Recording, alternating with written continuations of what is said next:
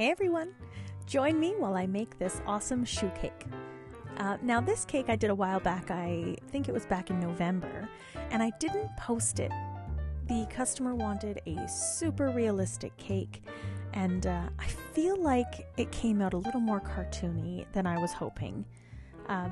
It still looked really awesome, and I was really happy with it. It was my very first shoe cake, but I think my expectations for myself were high, and I wanted to meet them. I can see now, even watching this video back, where I went wrong.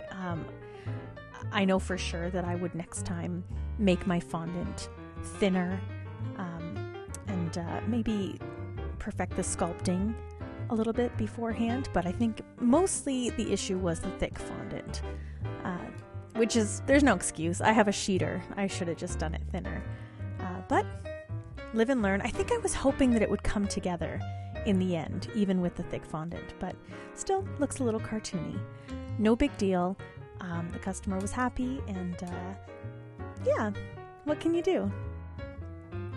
Anyway, let me know if you like seeing these realistic cakes, and I can certainly do more of them because I need the practice, and I can post my progress.